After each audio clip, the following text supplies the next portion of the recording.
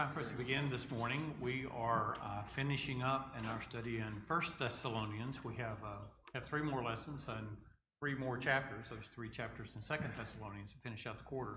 This is the last lesson on the book of 1 Thessalonians. It'll begin in 1 Thessalonians chapter 5 and go through the end of the chapter. Before we begin, though, let's start with a word of prayer. Welcome everyone to our class, certainly, but before we get underway, let's have a brief word of prayer. Our Father in heaven, we again are thankful for the ways that you are mindful of us, that you have provided the things that we need. We've provided the opportunity that we have to assemble here in peace and in quiet to consider things from your word. We pray, Father, that our preparations will have been adequate, that we will have enough familiarity with the material that we can encourage each other, that we can learn from each other, share our comments, share our observations that on the wisdom that you provided to us in your word. As we consider these things, Father, let us be considerate of each other. Let us also be mindful of those of our number who were unable to make it this morning, and would ask that you would remove the hindrances that stand in their way and keep them from our work and worship together. Father, we ask that you continue to bless us in these efforts and help us to do things that always serve you and bring glory to your name. Forgive us for our sins, Father. In Christ's name we pray. Amen. As our author pointed out, and this is chapter 9 in our workbook, he pointed out that basically that's something that I don't know that I'd taken notice of before, but the last sentence of the previous paragraph, verse 11, says, "Therefore encourage one another and build one another up, just as you were doing." And I guess my impressions I'll share with you that I always considered this last section of the book of 1 Thessalonians chapter 5 as Paul beginning to realize that he was on his last sheet of paper. That as he was writing the book, that he suddenly realized he had a lot of mileage to cover, had a lot of topics to cover, and not very much space to do it in. So he could get this letter posted and sent to the church at Thessalonica. But that's not an inspired understanding. That's just an impression. And add weight to that. I guess for my evidence of that is that he goes to almost a shorthand in the middle of the paragraph, where he starts leaving out the subject of the sentences and just making sentences out of predicates and verbs. And so it's, that direction is almost, you can almost feel the pace increasing as you're reading through the paragraph, where he's just trying to cram all the good advice that he can give to them to support the challenge that he really, as Wilson points out to us, that he introduced at the end of the previous chapter. Therefore, encourage one another and build one another up, just as you were doing. Keep doing what you're doing, but in your mindfulness of how you guide your relationship together. That do things that encourage one another and continue building one another up, and then provides them with this considerable list of things, helpful hints as how they might go about doing that. I also took the challenge that Wilson gave us at the middle of page 41, and he says that we, that is Christians, should be infectiously contagious about our faith, saying that we have fixed our hope. We have focused our priorities. We enjoy peace with God. We stand on his promises and grasp the difference between the essential and the trivial. There should be an authentic exuberance about us which cannot be contained. And when I look in the mirror, that's not what I see. This is not me that he's writing about, frankly. I don't often bring to mind or keep to mind these essential principles about being God's people. We think about the things that we must do to serve him. We think about the lists of things that we must avoid, things we're not allowed to do, that we can't do. We think about try to rearrange our priorities and somehow squeeze the things that are really important to us into our daily agendas, whereas not necessarily thinking about these principles and having them readily available to us, that concentrating on our hope, the life beyond this one, our priorities, enjoying the fact that we do, as Christians, have peace with God. That enmity that kept us separated, that Jesus provided a way to dissipate that, to tear that down. And that at any point in time, we ought to gather peace, that we ought to feel at peace with God. We shouldn't feel like we're chafing against his rules, but rather we're enjoying the benefit of his love and oversight. And that being at peace with God puts us in a different category than the majority of people on earth that are struggling to find that peace or don't care about that peace and just want to do what they want. That's a real differentiator and something that we ought to has the potential anyway of saturating our lives in a way that's very positive and noticeable and differentiated. Some believers, he goes on to in the next paragraph, some believers lack this winsome zest for life. And that's that phrase kind of hung with me, is that I don't know that very many people who know me would say, that Hurt guy, he is overflowing with winsome zest for life. I just don't think that those words would occur to people as they examine me in my daily walks. But rather, this is probably what they think. They become too occupied with the daily struggles, battles, and demands of living. Rather than enjoying the abundant life, they merely endure life. And that's the tendency for some people, and I'll include myself in that column, that we become so distracted by life here and so overcome by the struggles not to become distracted by this life here, that we forget to take time to enjoy being children of God. And in fact, that God does intend for us to have an abundant life that's based on our understanding of the facts that Wilson covered in the previous paragraph.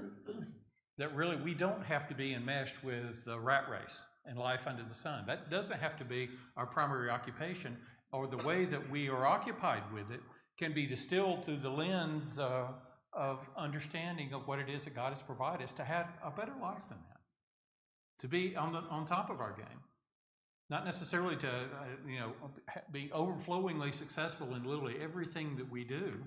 And that's the kind of measures that life under the sun makes you measure your life by. Am I earning enough? Have I achieved enough recognition among my peers? Am I getting ahead, staying ahead?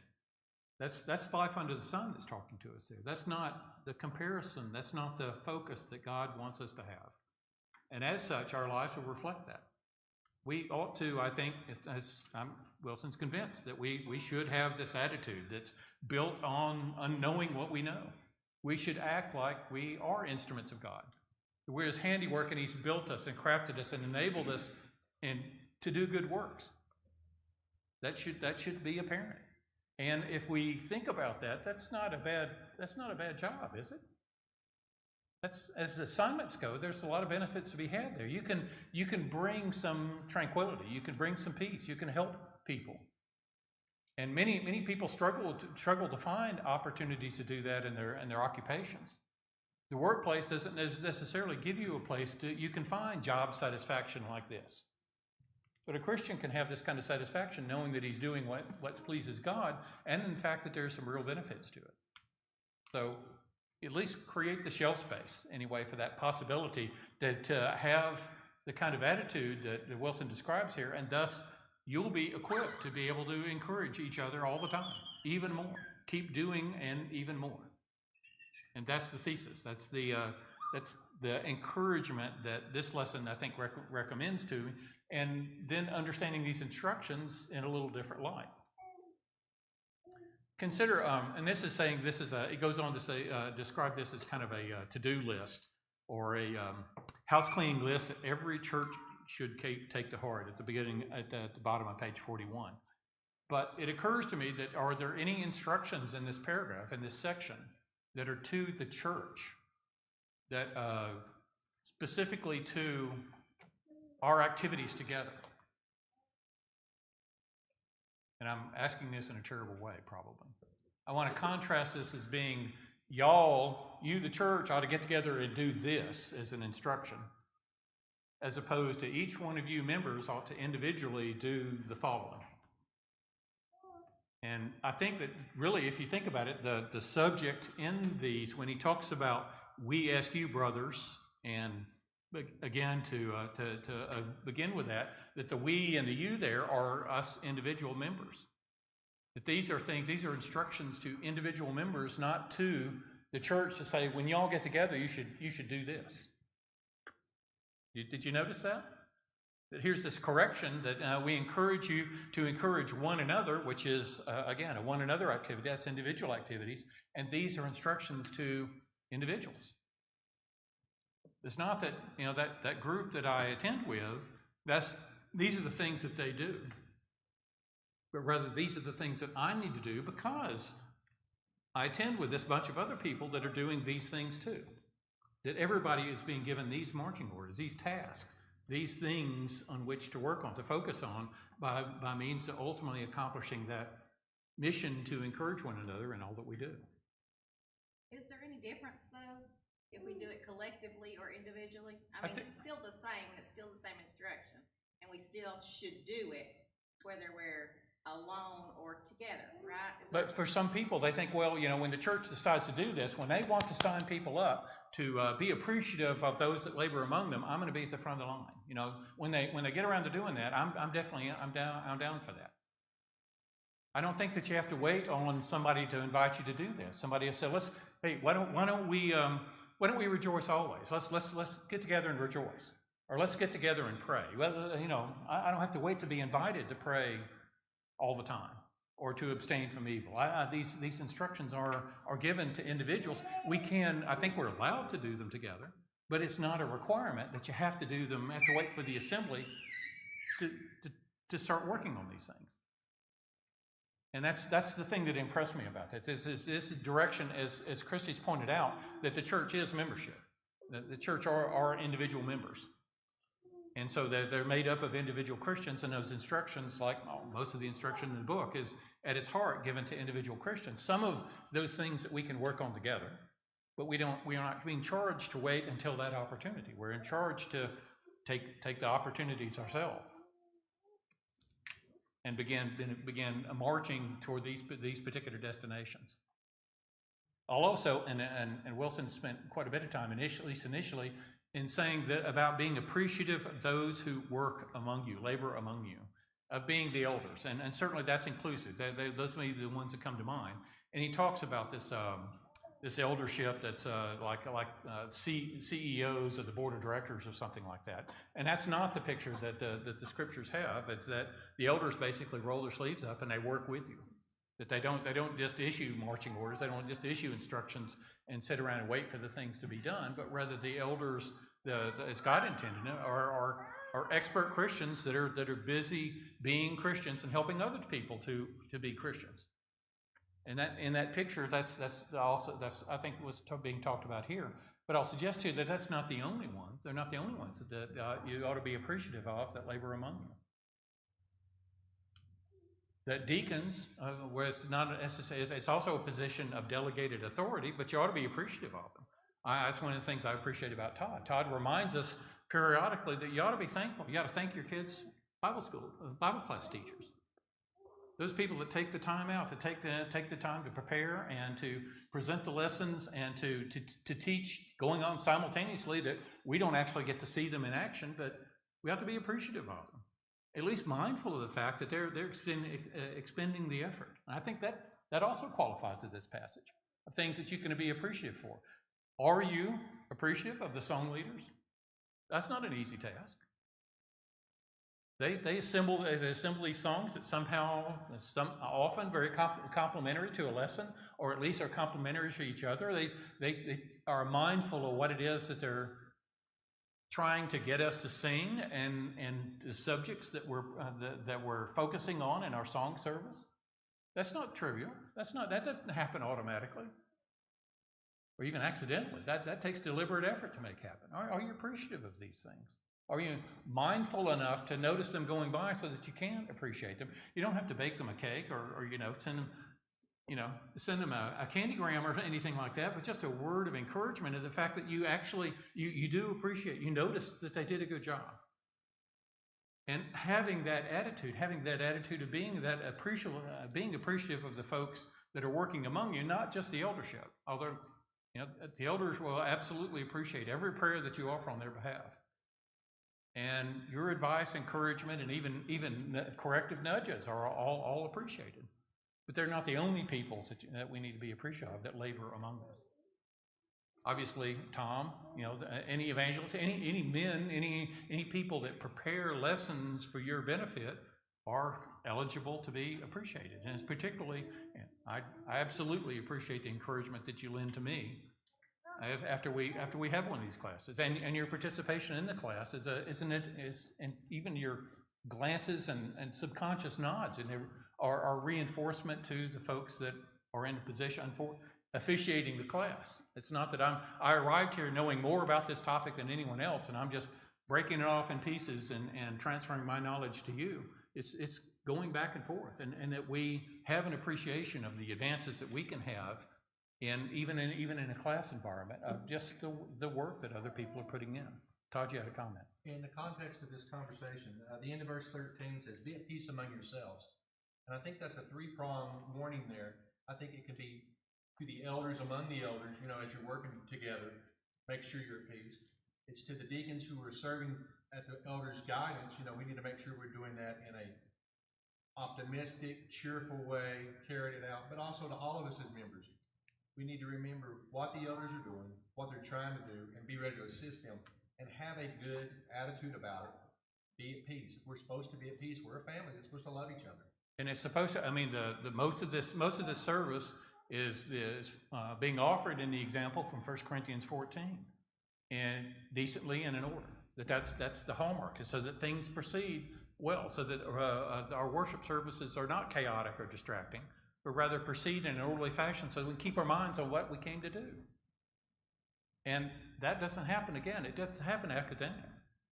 It takes deliberate planning and effort to be able to pull something like that off, and just be appreciative of the gears that are turning. As Todd reminded us, there's an attitude here of not just chafing against instruction, or not saying, arriving with, I hope nobody asked me to do anything today, or the attitude is more like I'm going to get along. I'm going to the best of my abilities, be at peace with all of my brethren, if they're leaders or if they're just the people that I'm sitting beside.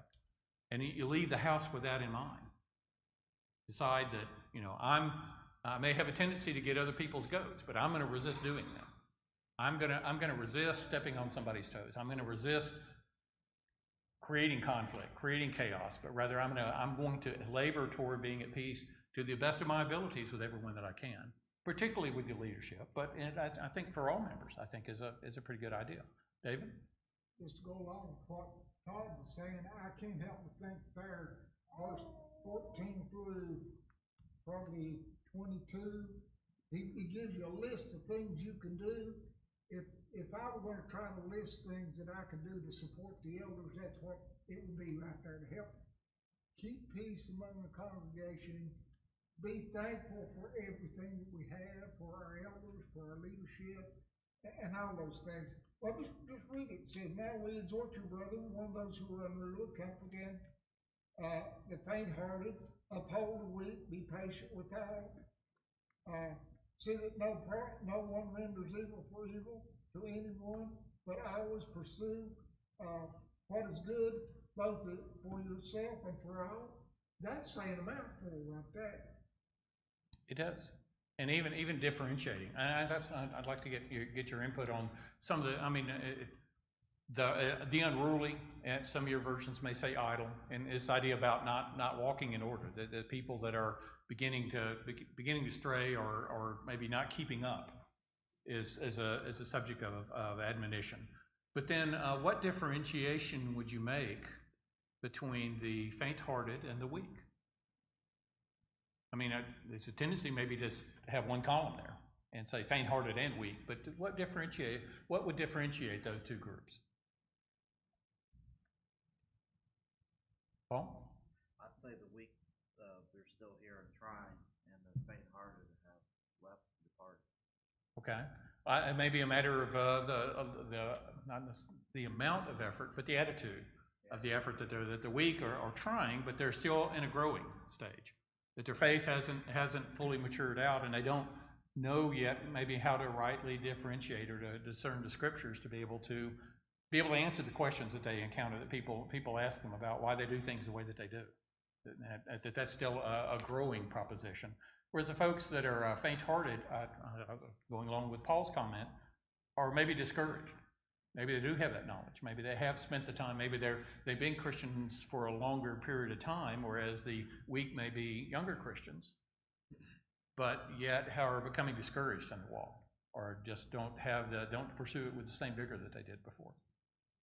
And certainly, they're both being called out as different groups here to encourage the faint-hearted and to help the weak, to offer assistance where the assistance is needed, and encouragement. Just it's a simple encouragement of, I'm glad that you're here. I'm glad that we're working together.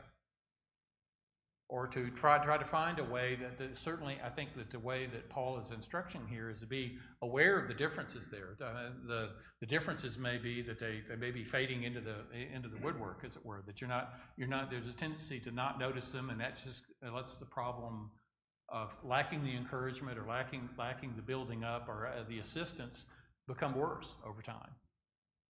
But there's a tendency of maybe these people not achieving your notice, not getting your notice, and so you don't offer the encouragement or the assistance that they need. Other thoughts that you had about this? Again, there's maybe a tendency, and maybe this is just my tendency, to maybe have a single column and think about people that are weak or discouraged in the same column, but really it's two different conditions and two different sets of circumstances. Cynthia? Well, I think the faint-hearted might also include a category of people who are very spiritually strong, but are just going through a rough patch and just need some extra attention, that will help build them up. And I think circumstances would apply to either of these groups. And that takes extra work on our part, because we'd have to not only take notice of them, but then to try to understand and be empathetic and sympathetic with the circumstances that they're facing. Those that are discouraged may just be might be dealing with that continual, always something that's a distraction to them. And just when they think that they get past one, there's something else.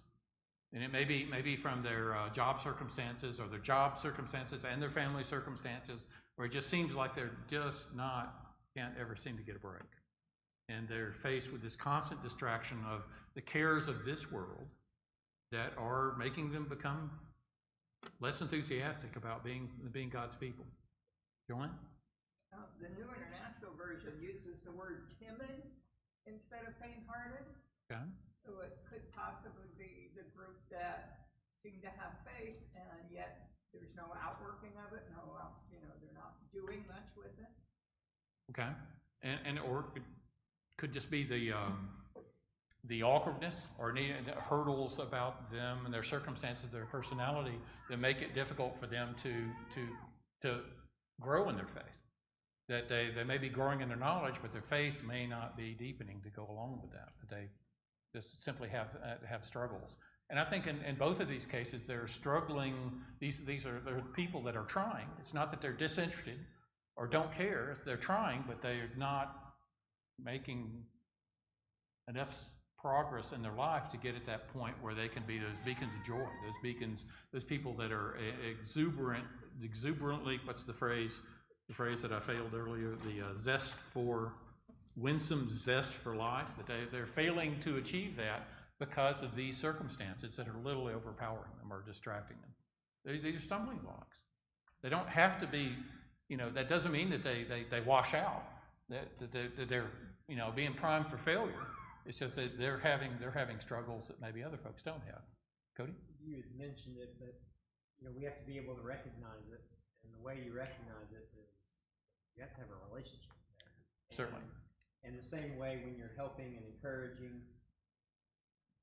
usually I am more willing to accept help from somebody that I know, that I am close with, or whatever. And so I think that's part of, for us, that we need to spend time together, that we do recognize when someone's faint-hearted or weak, so we can encourage and help. And the time to do that, it's not under to start building that relationship is when there's some disaster or dire circumstances. When somebody gets to the tipping point, that's not the time. That's not the time. Oh yeah, we ought to be brothers. Let's start having meals together, or let's start finding ways that we can associate with others more often. The time to build those relationships to where we can successfully be aware of each other's needs and act on those is when things are going well, when we don't have to, and that takes extra effort. That's gonna distract you from advancing in your job, or being part of the award the championship Little League team. Those distractions, whatever worth that they've had, may come at the expense of your relationship with your brethren that you ought to be investing in, not only because it's commanded, but that's ultimately enabling you to have the mindset that Wilson opened the lesson with, of having that positive balance, understanding and that the things that you understand about being God's people are dominating your thinking. That you are positive, that you are optimistic, that you are an encouraging person because you've achieved peace with God. That you really understand the difference between the essential and the necessary, or even the trivial. That you understand that priority, and you've reflected that and arrayed your life so that those priorities are reflected in it. Now that's hard work. That's not birth knowledge. That's not something that everybody knows how to do. It's something that we have to learn to do, but is expected of us to enjoy the kind of life that God intends for us. Not this drudging, long struggle throughout life that you just say, well, I'm awake, and if I can feel pain, I must be alive. That's kind of the Dilbert scale. That's human pain collectors is the phrase that you hear, or that you might have heard reflected in that. That's a really dour outlook, isn't it? I mean, that gets us. That's the kind of mindset that produces this. Well, I'm not living life. I'm just enduring it. I'm going to make it to the finish line. I'll be dragging myself over the finish line, but at least I will have made it. That's not what God intended. That's not the attitude that He wants His people to have. He wants us to render service to Him because out of joy, because we know it pleases Him. And that takes a lot of work. That takes a lot of mental preparation and adjusting in your priorities to be able to pull that off. But that's the kind of life that Paul is encouraging these Thessalonians to have amongst each other as he's giving them these instructions. It's going to be challenging completely. I'm convinced of that. He asks partway through, as time is slipping away from us, how do verses 16 and 17 link together? Rejoice always and pray without ceasing. Two really short verses that are easy to memorize. Maybe not easy to do, though. How would those link together? Rejoice always, pray without ceasing. And my urge to include verse 18 is almost overwhelming. Eric? I can see why. Maybe one way I think about it is when we are continually connecting with our God, recognizing that He is in control, it's a perspective check for us when we pray. Then we are connected with reality, right? Because it's easy for us to get distracted by what is false reality around us. When we connect with the Lord in prayer, we're connected with the true reality that this is a spiritual journey, and that He is in control, and that He is the victor, and that we depend on Him. And then rejoicing always in every circumstance is a recognition of what our real reality is, not the temporary things that may happen to us in this world, but what our true reality is. And being able to give thanks is a natural outcome. I completely agree. Those are linked together with someone who is aware that there is a real reality, and real life is probably not it. I know C.S. Lewis talks about that we are distracted by real life, the headlines, the fact that we're hungry, what the weather's like, our moods. That's real life to us. But really, that's not real life. The real life is the one that Wilson reminded us about, this balance and peace with God, the blessings that are available to God's people in serving Him. And that when our mind strays away from that and becomes enmeshed in this real life, we don't find ourselves rejoicing. There's not much in the headlines, the news headlines, the 24-hour cable news feed that will make you rejoice, is it? When's the last time that brought joy to your life? And is there very much about being enmeshed and being caught up and excelling at real life, the way the life under the sun describes it, that will put you in a prayerful mood.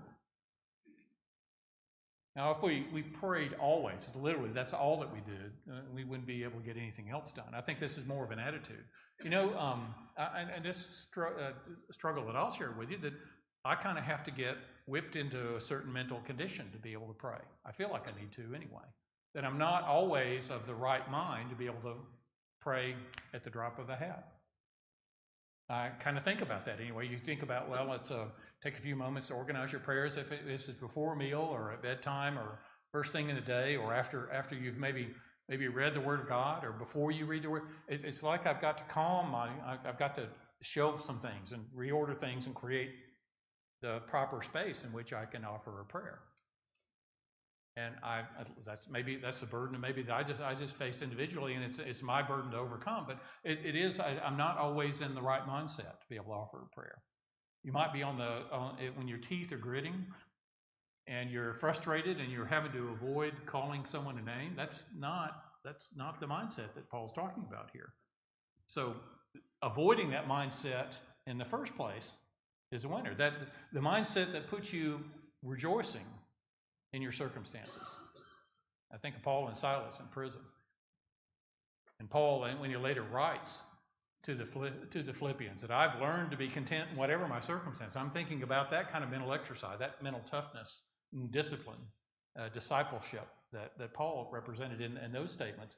That if you're of a mindset where you're ready to rejoice at the drop of a hat, and likewise you may find yourself difficult, you may have to clear the decks a little bit so you can be happy about something. And that just means our minds are too cluttered. We're working too hard at things that we ought to be that vested in. That if you really are of a mind of serving God, and you're keeping in mind your place in God's world and the life that He wants you to have, it's not as hard to rejoice always, or to always be ready to talk to your Father, to express your joy to Him, to express your thankfulness to Him, to express your concerns to Him, and genuinely leave them there. Not just air them and vent them to God, and then mentally, after your prayer, to start thinking about how you're going to solve this problem. You've just asked God to help you with it. Give Him some time. Give him the opportunity to be able to work His plan and to work His circumstances in your favor, to answer your prayers. I'm very much a subscriber that what we can, but sometimes we're so eager to do what we can that we're missing what it is that He really wants us to do. And we really need to drop it down a gear and slow down a little bit and create the middle shelf space to be rejoicing always, to always be ready to pray. And always, always be thankful.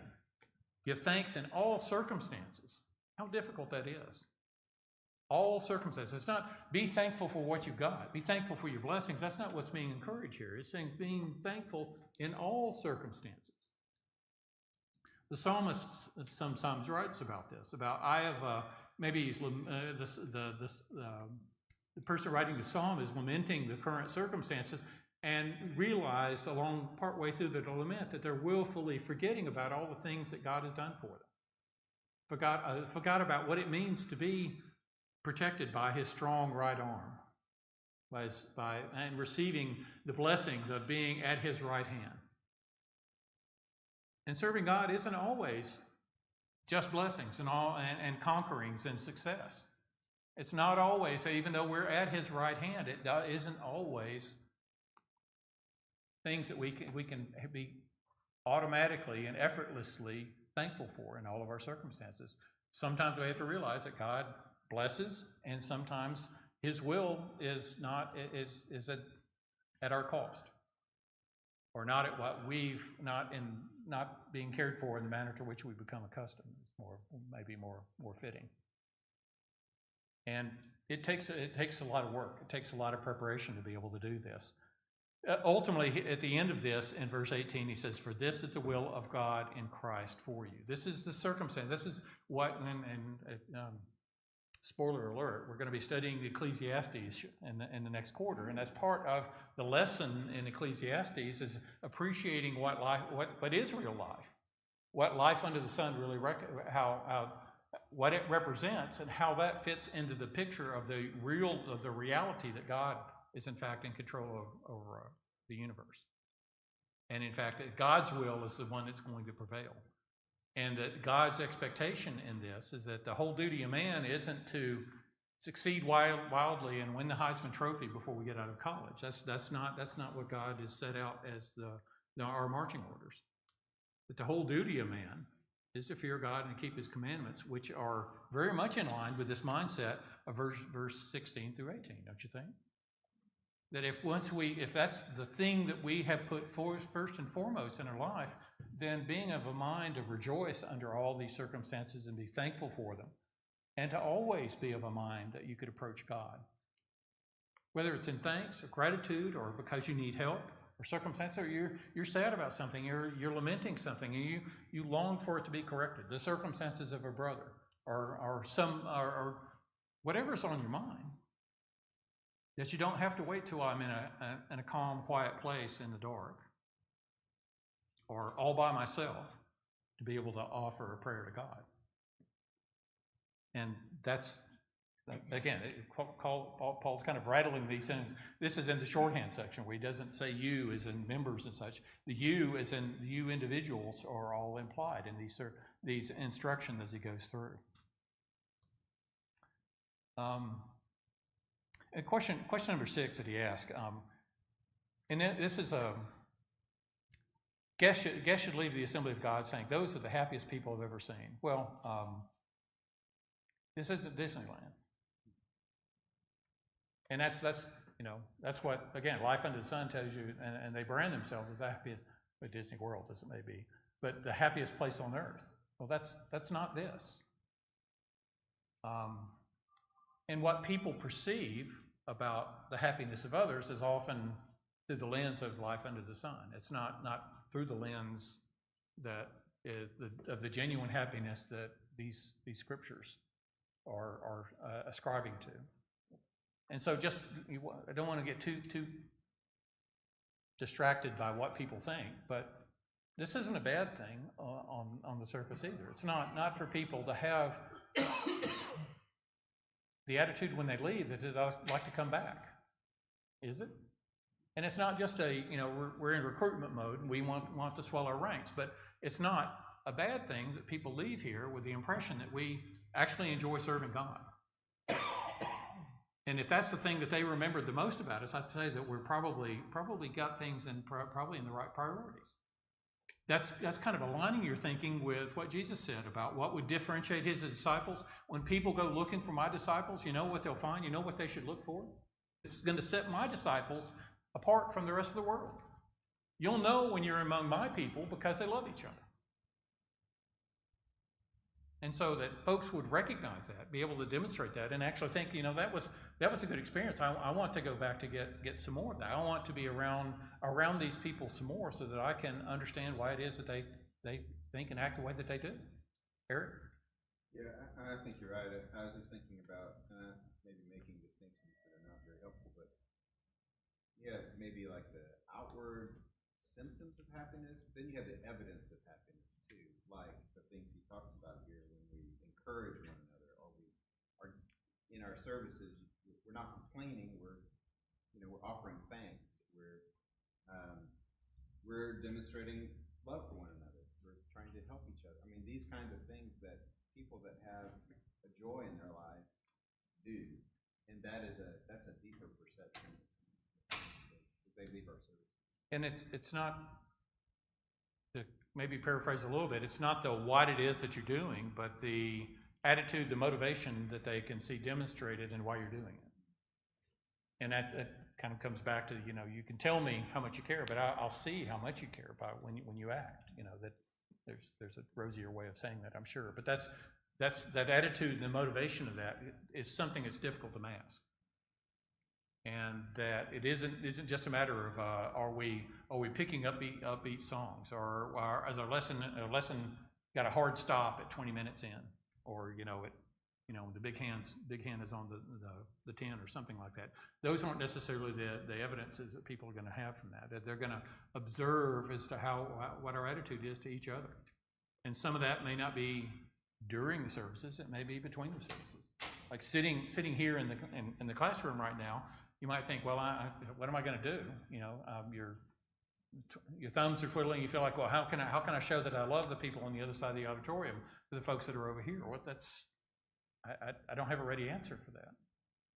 But certainly, people watching us ought to see this behavior seep out into how our body language, the way that we talk to each other, our associations together, that our concern and love and desire to encourage each other ought to be one of those things that can't be contained. Joanne? I guess I think that was so that we should be going around happy all the time if we were Christians. And I resent people now who actually put us in that position and act like we're not doing it right if we're not happy all the time. But we're supposed to mourn with each other. We are. We're supposed to be angry at sin the way God is, and hate the things he hates. So to go around perpetually grinning, I think you're on target about the whole attitude of mind that, tried to keep God in the forefront. And the love for each other is the outpouring or the visible signs of that thing, and taking care of each other. And not going around grinning all the time. As we're often reminded, we live in a broken world. We live in life under the sun brings many hardships. And so we will, as part of our experience together, have low times, times that we are called upon to comfort each other and to mourn with our brethren, and to have to try to lift them up when they've stumbled and dust them off and bandage their wounds. That those are going to be difficult times and unpleasant circumstances and really hard to be happy about, except in hindsight. And looking back and seeing how much God cares because of the outpouring, how he used his handiwork, his instruments of righteousness to meet my needs and to lift me up when I was struggling. That, the poem, you've probably seen it, cross stitch, whatever, about, the walking, seeing Jesus in the afterlife and seeing the pairs of footprints. And then sometimes the footprints are just one, there's not a pair of footprints, there's only one footprint. And that's the time that Jesus explained, well, my dear one, that's when I had to carry you. And that's part of our experience as well. And we can't be happy about that except in hindsight and how that fits into the big picture. That this grief, this thing that we went through that occupied so much of our attention is just a tiny, tiny little element of an eternal life, of spending an eternity with God and in fulfilling the plan, the preparations that he has made for us. And to try to understand this life in that context. That's again, the lesson of Ecclesiastes is what is the reality? Not what the world calls real life, but what is the reality of the situation? That there is a God, the God that created us, and he created us in his image with expectations of mankind. That he desires a relationship with mankind on his terms. We aren't peers. We're not negotiating a settlement here. We come to God on his terms. And we have to live a life that respects and understands that and puts it into balance. And that helps us to cope with some of those low circumstances. And again, this idea that we have this ecstatic grin on our faces all the time is not the one that I think is being extolled here. Cynthia, closing comments. Related to that, it's like in the Sermon on the Mount, when we're blessed when bad things happen to us, Certainly. Because we don't lose hope. No matter how bad things are, we still have Jesus standing right beside us. And Jesus, that was part of why that was so revolutionary, is that's not the mindset. That's not the way the world teaches you to think. That's not the way the Pharisees taught you to think. This was a whole different, challenging mindset. And the people around us can see the difference, that we don't go into despair. That, no matter how bad things are, we still have our eyes on heaven. I think that's a great observation. That reading this passage with lots of these short instructions as a companion piece to the Beatitudes, the beginning of the Sermon on the Mount, that those are like facing pages. It's the same message. Lessons yours. We'll continue next week and begin in 2 Thessalonians.